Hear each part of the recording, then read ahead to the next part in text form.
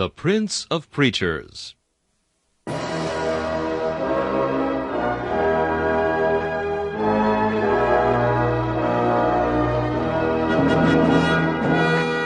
Charles Haddon Spurgeon has been called England's greatest contribution to the spread of the gospel in the 19th century. One of his contemporaries said that the chief secret of Spurgeon's attractiveness was the fact that, in every sermon, no matter what the text or the occasion, he explained the way of salvation in simple terms. Spurgeon's messages remain one of the great treasure houses of Christian literature, still bringing the light of the gospel and the comfort of the Scriptures to hungry souls long after the preacher has passed into glory. This is Charles Kelsch inviting you to listen to a message from the Prince of Preachers.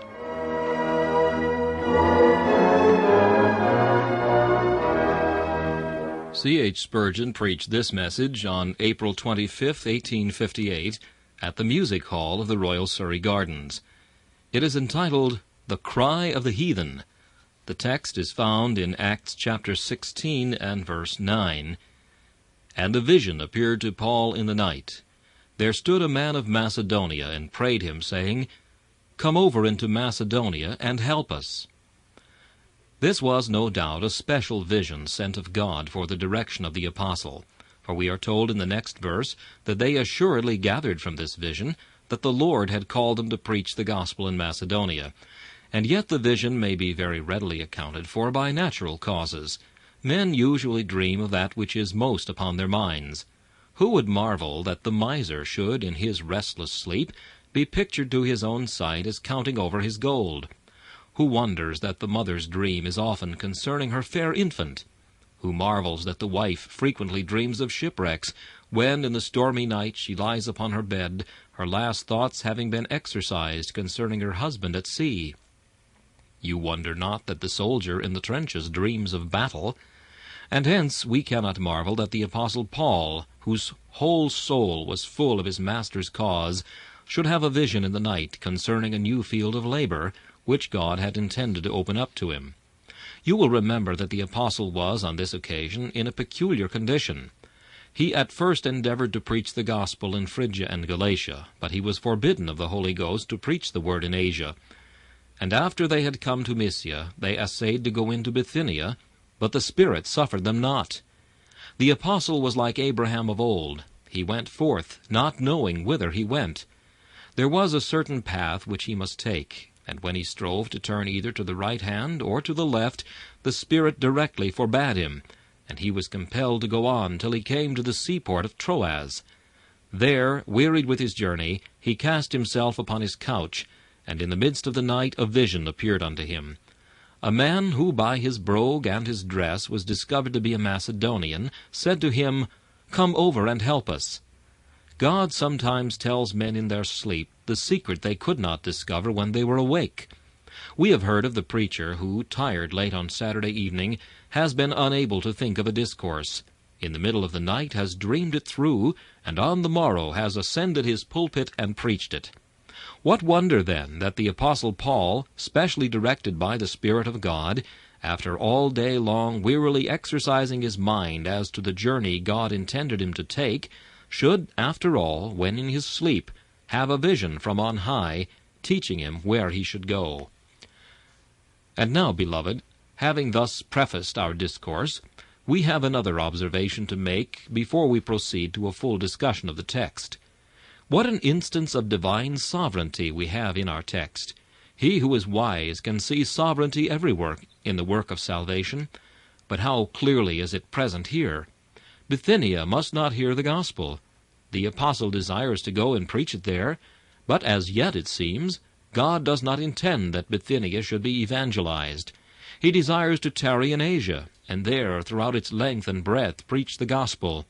But he is strictly forbidden, and the command comes to him that he is to go across to Europe, and there proclaim the gospel. Was not this sovereignty? Why was it that God shut the door in Bithynia and opened it in Philippi? Was it that Philippi was more worthy, or that Bithynia needed it less? Assuredly not. It was of God's mercy that he sent the gospel at any time. And when he sent to Philippi the most eminent of apostles to preach it, who shall blame him? Has he not a right to do what he wills with his own?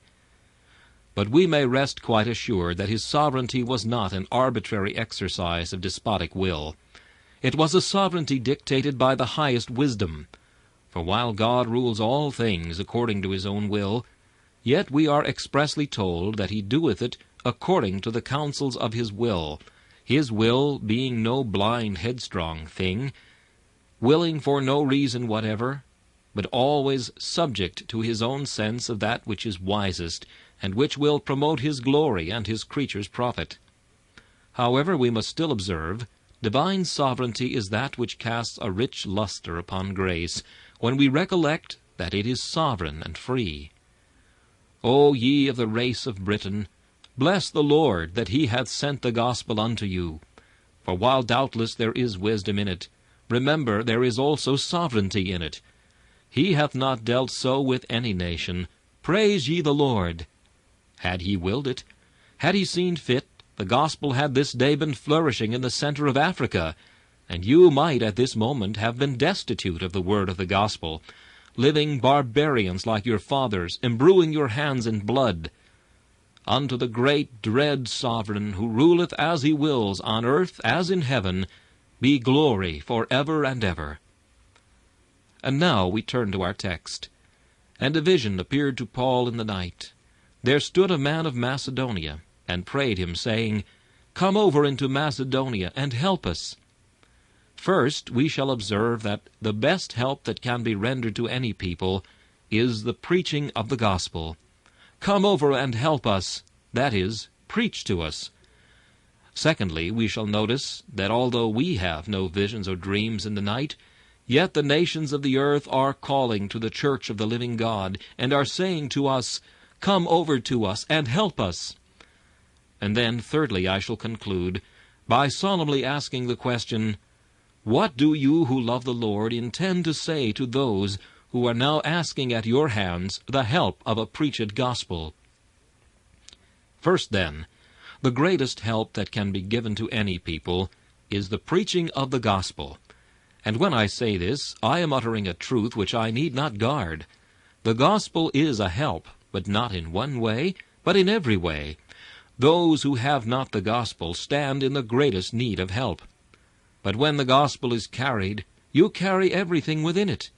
In the folds of the gospel sleepeth the manifold wisdom of God, and his manifold goodness also towards the sons of men. Behold, the nations of the earth this day are still the bondslaves of tyrants. Many lands are still subject to despotic dynasties, who trample men beneath their feet, as if men were but earthen pitchers to be broken in pieces by the iron rods of kings. How is liberty to be established in these lands? Shall the point of the bayonet bring liberty to these nations that are still slaves? Never, never. Iron makes our fetters, iron rivets them, but iron can never unloose them. We need something more potent than steel to carve out the liberty of mankind. Love, the love of the gospel, must be the groundwork of liberty. And if liberty, equality, and fraternity, the three great words that are the world's heirloom, are ever to be fully known and realized, it must be by the preaching of the word of Jesus. The preaching of the gospel is the terror of despots. If you ask what makes this land free, every candid man must say, it is the open gospel and the unfettered preaching of the word. Glasgow's motto is, Let Glasgow flourish by the preaching of the word. It is the coat of arms of liberty itself. Liberty flourishes by the preaching of the word of God. Certain it is that wherever you find Protestantism, you find liberty, and wherever you leave Protestantism behind, you begin to feel the yoke and hear the groans of the oppressed. It is true that Protestantism doth not in every place produce perfect liberty, because it is not sufficiently true to itself. There are still places where the slave feels the lash, while his master calls himself a Christian. But this is not the legitimate effect of our religion, but rather the effect of a delusion which hell itself did first invent, and which naught but the deep depravity of man could ever permit to stand before the face of God's Son. Yes, ye tyrants on your thrones, the little stone cut out of the mountain without hands shall yet break you in pieces. O great statue of tyranny, with thy head of gold and thy feet of clay, thou shalt yet totter, for this shall break thee in pieces. For the breaker is come out before us, and the king at the head of us, and who can withstand his might? What shall hold out against the mighty principle wherewith Christ makes men free? Look, brethren, too, and see how the nations of the earth are lying under gloomy superstition. Perhaps there is one thing in the world worse than kingcraft, and that is priestcraft. May God save us from two things, from tyrannical kings and from priests of all sorts. Priests of any sort are bad, but superstitious priests are the worst of all. Oh, how many nations of the earth have their intellect blighted, their hopes blasted, their progress stopped, their whole history eclipsed of its glory, their state robbed of its riches, by the cursed dominancy of priests. Men are compelled to believe just what the priest chooses. Because he wears a cassock, because he has been educated in the deep mysteries of craftiness, he is to be lord over men's consciences, and consciences and hearts are to bow before him. Wherever he comes, his word is to be law, his will is to open and shut the gates of heaven, for he pretends that the keys of heaven and of Hades are hanging at his girdle. How shall we deliver men from these enthralling superstitions? No how, but by the preaching of the gospel. You cannot make men free, even by governments. You cannot give them a thorough freedom by giving them a republic itself. For that republic must fall so long as priestcraft is there. For liberty and priestcraft agree as well together as God and devil, and no better. And until one falls, the other can never stand. But the preaching of the gospel, which teaches that believers are all priests and kings, which lifts every one of us into the high places of princes and monarchs, and puts every one of us on a level with pontiffs and priests, this is the gospel which shall yet set men free, and the preaching of this, and this only, is the world's great and grandest hope of its deliverance from the slavery of the body and the yet more accursed bondage of the soul. But, beloved, there are some nations on the earth that have never as yet tasted of the sweets of salvation. Large tracts of country have been discovered where the people are still debased and degraded. The kraal of the Hottentot has not yet blossomed into a mansion. The spear of the New Zealander has not yet been entirely changed for a pruning hook. There are many places where all the joys of life and the social comforts and enjoyments of our being are as yet totally unknown. Now the gospel has blessings in both its hands. Wherever it goes, it has the promise of heaven rich and golden. It has the blessing of the earth fair and silvery. They are both precious things. And while we believe the gospel is ordained most of all to bless men for the hereafter, yet the secularist himself, if he were wise, must take some interest in the progress of the gospel, for it is a blessing to men even in this life. The great civilizer is the cross. Nothing else can make the barbarian into a civilized man but the cross and the vision of Christ hanging on it. Blessed are the feet of them that bring glad tidings of peace, for where they bring the glad tidings of peace with God, they bring also good news of good will towards men, even good will towards men as creatures here, as well as good news to them as creatures that are to exist forever. My dear brethren and sisters, if you would bless the world in the largest possible sense, temporarily, spiritually, and eternally, if you would bless the bodies and the souls of men, if you would bless men in their children, in their houses, if you would bless them in their meats and drinks, and in all the necessities of life, the one simple means of doing all this is just the proclamation of the gospel of our Lord Jesus Christ, and that, fully preached and received, has been proved in instances which I need not now stop to recall to your memories, instances abundant and recent, to be, after all, the power of God, not only to salvation, but to civilization too. There is yet one more point which I must mention here, in which the gospel is the best help to man. We must remember today that there are districts of the earth where the ground is yet red with blood. There are sad portions of our globe that as yet must have the name of Aceldama, the field of gore.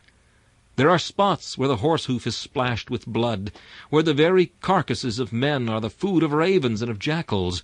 The mounds of Balaclava are as yet scarcely green, and the spots where rest the relics of our own murdered sisters and brothers are not covered with the memorial stone.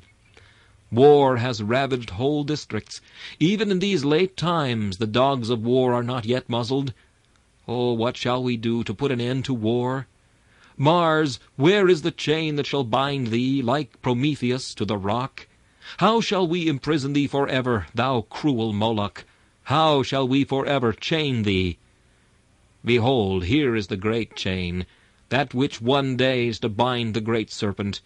It has the blood-red links of love. The gospel of Jesus Christ, the crucified one, shall yet hush the clarion of war, and break the battle bow in sunder.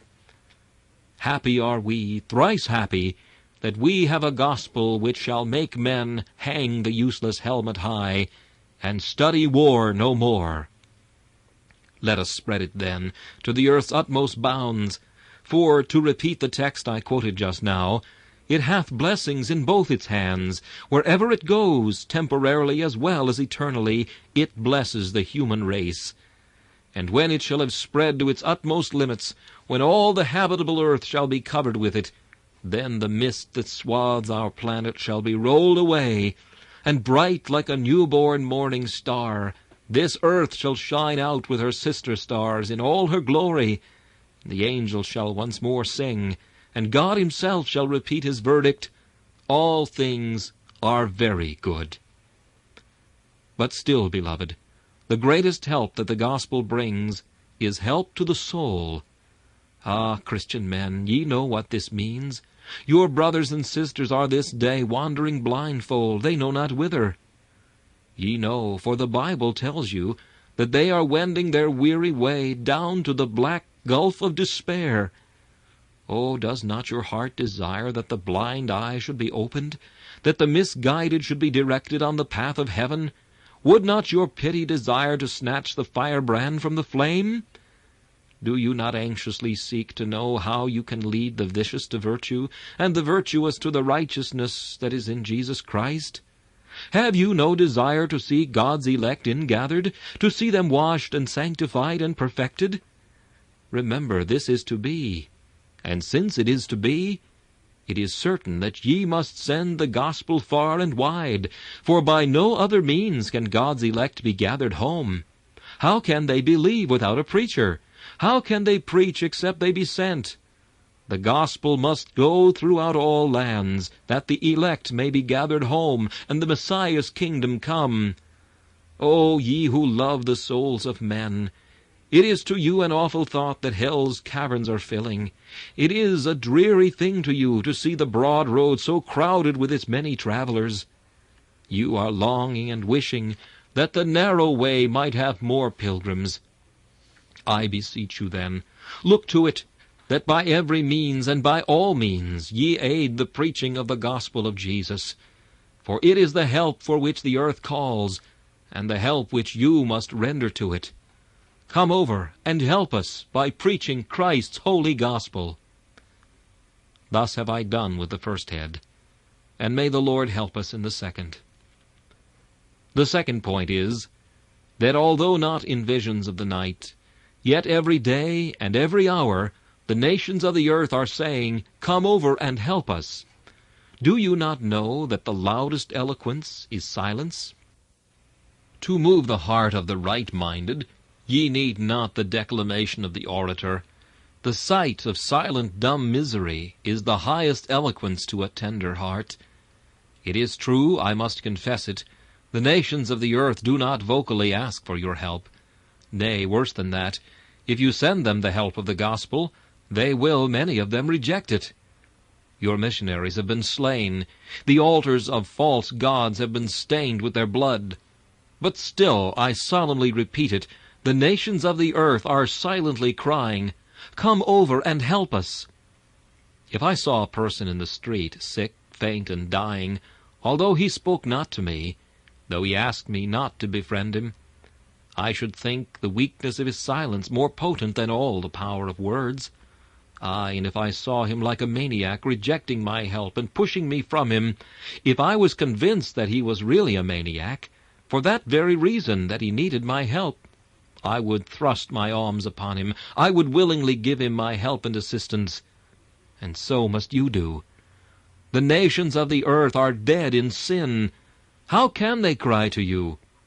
But it is yours to see their misery, and let the poor, poor dumb wounds of this bleeding earth speak to you. It is true, earth is a maniac, and it puts away the only cure. But what care we for that? It is ours to thrust our kindness upon unwilling men, because we believe that their unwillingness arises from the madness of their disease. Let us take the poor man that has fallen among the thieves. Let us pour in the oil and the wine, and if he doth not receive it gratefully, because he is faint, if he putteth his hand upon the wound, and rends away the liniment, and unbinds the plaster, nevertheless let us bind him up again, and set him upon our own beast, and carry him to the inn. Let us pay for the lodging, even though as yet he cannot speak to thank us. And the day shall come when the wound is healed, and the burning fever is removed, when his brain is cool and his reason restored, that he shall fall at our feet, and kiss the hand that once he spurned. Unborn generations shall bless the men that sent the gospel, which at first their fathers did reject. And now, brothers and sisters, let me plead the cause of the dumb. No man of Macedonia is here today to say, "Come over and help us," but let me be the heathen spokesman, and very earnestly ask you to come and help him. Methinks I will stand here as a heathen this morning, and I say to you, as if I had not heard the gospel, ye Christians of Britain, ye highly favored ones, who know the name of Jesus, and prove the power of the Spirit, preach the gospel to us, for we are men like yourselves. What though our skin be of a color less fair than your own? Yet he fashioneth our hearts alike. Oh, tell us not, because we feed on the locust and eat the serpent, that therefore we are not of your kith and kind. Not that which goeth into a man defileth a man. It is true our kings and princes are only fit to rank with your beggars. But, oh, God hath made of one blood all nations that dwell upon the face of the earth. And from our huts and cabins we come forth today, and we say to you, we are men, we are your brothers. Younger brothers, it is true. We have not had a double portion of the inheritance. Brothers, too, whose fathers spent their part in riotous living. But why should the children's teeth be set on edge, because the fathers have eaten sour grapes? Why must the son of Ham forever bear the curse of Canaan? Oh, preach the gospel to us. We are men. Mother Eve is our mother as well as yours. Adam, too, is the father from whose loins we sprang. And because we are men, the common sympathy of humanity bids you listen to us when we say, "Come over and help us." Besides, we have another argument. We are told that unto you is the word of this salvation sent, not for yourselves, but for us, brothers who have not heard the gospel and who know it not. And you have the treasure in your own hand. And we believe you have the treasure given to you, that you may lavish handfuls of it out to us. We know that old Judea had the covenant and the oracles, and the gospel to keep for coming generations. And we believe that you men of Britain have the gospel, not for yourselves, but for us. We have heard that your master said, "Ye are the lights of the world." Not lights of Britain, not lights for yourselves, but lights of the world. Oh, bear your burning torches into the glades of our dark forests. Come and shed your light through the dark mists of our idolatrous temples. Let the bats of our superstition and the owls of our ignorance fly away before the sunlight of your gospel. It is not for yourselves you have received it, but for us. Oh, give it to us. Preach the gospel to us, for it is designed for us. But we have another argument, brethren. Look at our miseries. As the spokesman for my poor brethren today, I stand before you, and I remind you of the tortures to which the poor Hindu devotee puts himself. I remind you of the cruelties enacted in the Chinese Empire. the horrors of a government that is based upon idolatry. I tell you of the distress, the destitution, the poverty, the nakedness, the misery of the Bechuanas and the Bushmen. And I speak for these, and I say, Christians, you have the means of alleviating their woes by sending them the gospel. Will you not do it? Look at the dwellers in the land of the jungle and the lion. There they are. The serpent has grasped them in his folds, and like the boa constrictor of their own forests, he is crushing their nations, until the ribs of the strong man snap, and the hearts of the women melt like wax. And you have the sword in your hands that can cut the serpent's head. Your master bruised that head beneath his heel, and you must do the same. Oh, come, come, ye missionaries of the cross, ye ministers of Jesus. Come and deliver us from this deadly hydra. Save us from our fearful doom. Our miseries invoke your aid. It is true we cannot speak to you in gentle language, but there was a time when poets walked among us, and some of the light that shone in paradise yet gilded our darkness, and we treasured up a few of those faint rays, and we are hoping that the sun of righteousness will yet dawn upon us. Oh, come, roll away these mists. Come, chase our night, and let us see that sacred, high, eternal noon, which is the daughter of the gospel, following the sun of righteousness. And now, Christian men, let me speak to you as one of yourselves. Brethren, you and I are soldiers of the cross, and at this hour worlds are rushing to the shock. The fight is thickening, and we are warriors. Shame upon the craven who stays from the battle. The trump is sounding today. Mohammed has waked from his sleep. The Moslem with his bloody hands has sought to slay our race. The Hindu, too, the meek-eyed Hindu, his eyes have glared like the eyes of his tiger, and his lips have smacked with gore. The battle is raging. Not there alone. Popery hath aroused itself. With mighty effort it is endeavoring to win back this gem of the sea, this first isle of the ocean. Infidelity, too, is on the stir. Her myrmidons are flying here and there. Everything is awake, except the Church of God. Oh, rouse ye, men and brethren, rouse, now that the fight is at its fullest fury. Now is the time for our most desperate valor, our most earnest zeal. Recollect every time you bow your knees and say, Our Father. You tell a lie at the end of that prayer if you are not seeking to make His kingdom come and His will be done in earth as it is in heaven. You are praying for what you do not try to get.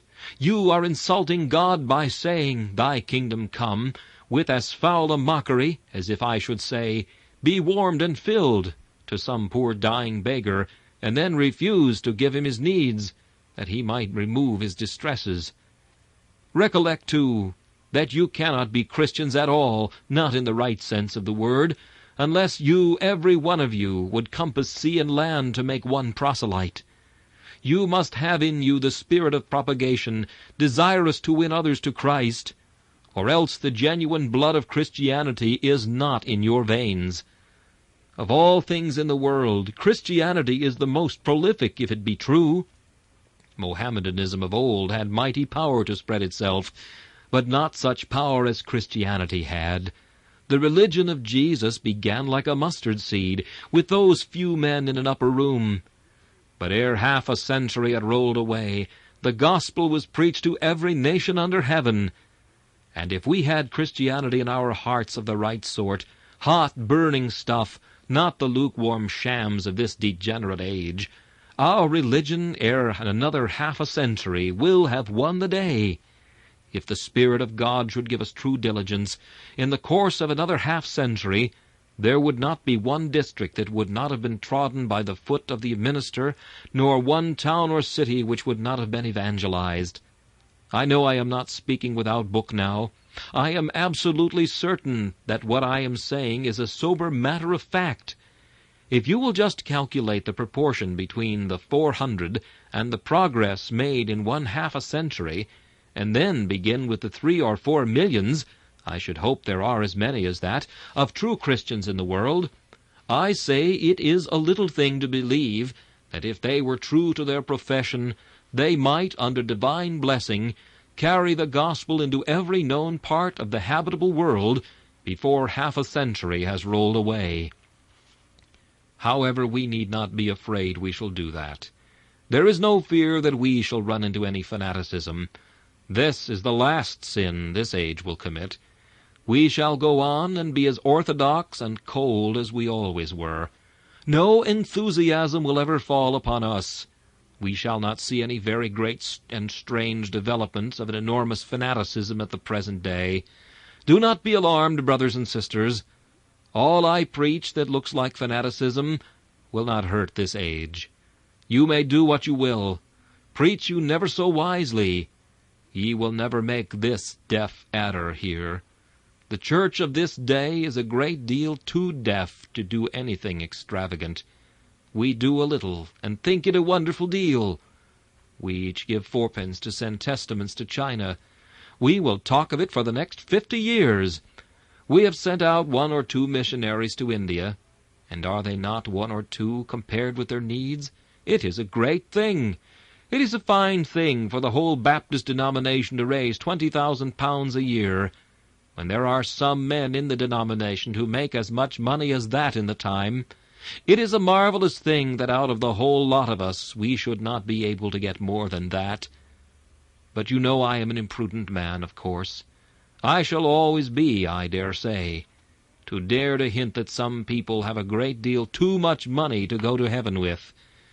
Of course it will be very wicked if I dare to say this morning that to die rich is a very frightful thing, that there are some people who have got too much riches to allow us to have any sure and certain hope that they have the love of God at all. For if they had more of the love of God, they would not grip their money so tightly. They would say, "While men are damning, what is my money? While men are dying, what is my gold?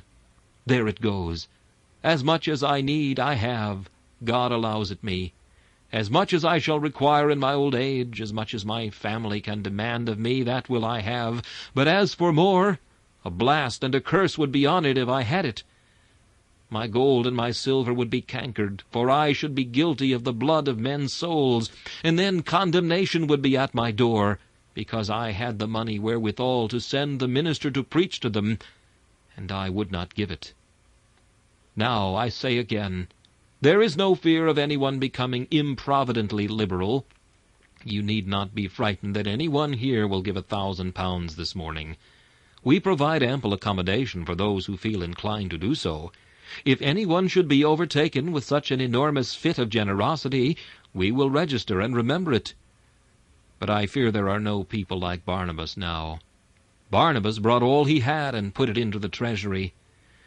Dear friend, do not do that. Do not be so rash. He will not do that. There is no necessity for you to advise him. But I do say again, if Christianity were truly in our hearts, if we were what we profess to be, the men of generosity whom we meet with now and hold up as very paragons and patterns would cease to be wonders, for they would be as plentiful as leaves upon the trees. We demand of no man that he should beggar himself, but we do demand of every man who makes a profession that he is a Christian, that he should give his fair proportion, and not be content with giving as much to the cause of God as his own servant.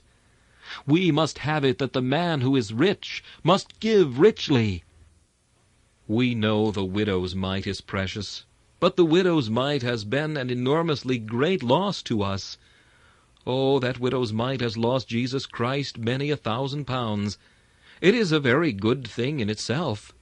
But people with thousands a year talk of giving a widow's mite.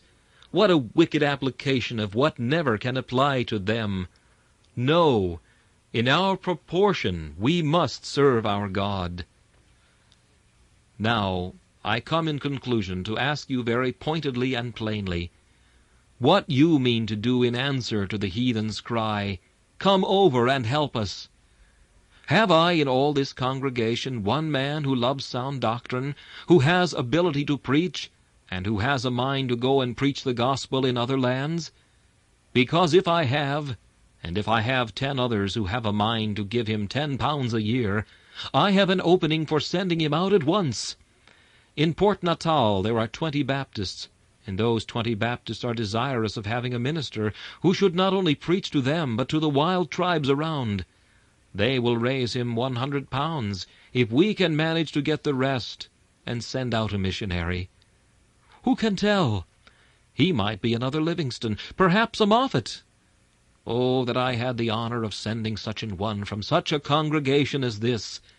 Have we no young men here this morning who are ready to volunteer to go and preach the gospel in heathen lands? I confess, when I think of myself, I know I cannot go away. My calling is here. And yet I sometimes think what a lazy, feather-bed life it is for one to lead, to be preaching here, when there are all these continents without the gospel. Some people think it is wonderfully hard to preach 2 or 3 sermons a week. But I think preaching 13 or 14 is a fearfully little thing. And I think sometimes, oh, if I were somewhere else, where there are some toils, some hardships to undergo. There is nothing to be done here.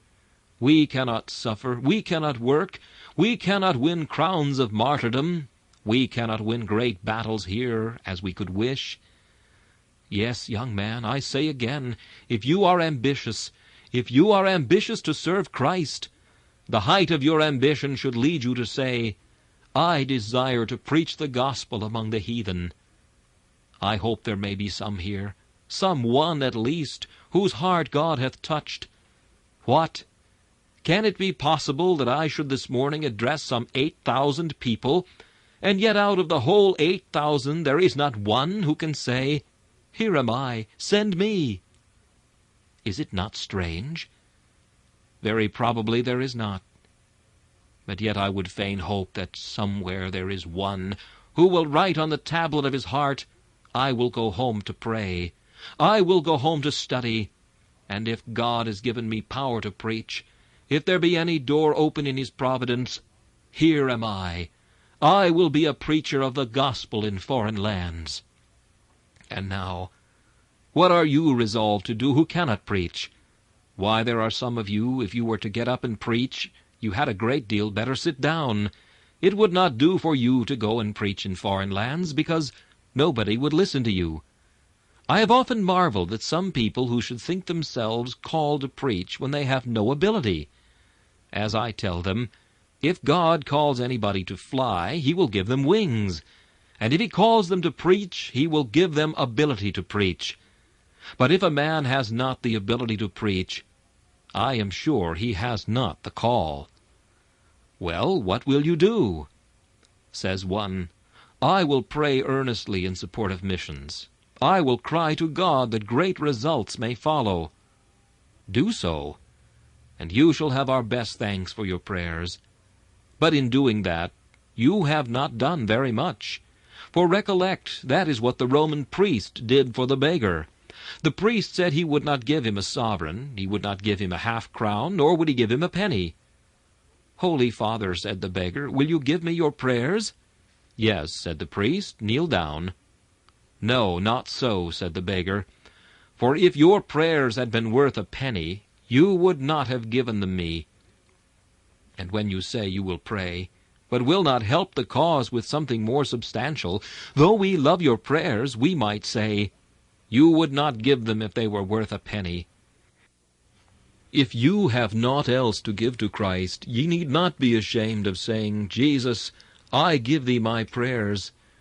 But if you are blessed in your substance, you will be lying before him if you ask him to bless his cause and do not give of your means in its support. Now, let each, as he is able, help this great cause. And above all, let us all in our spheres be preachers of the gospel, seeking to tell to others round what a dear Savior we have found. Let me say, before the collection is made, just this word. Alas, there are some of you here that are as much heathen as if you were in Africa. To you I proclaim the gospel, and I have done. He that believeth and is baptized shall be saved. He that believeth not shall be damned. Believe on the Lord Jesus Christ, and thou shalt be saved.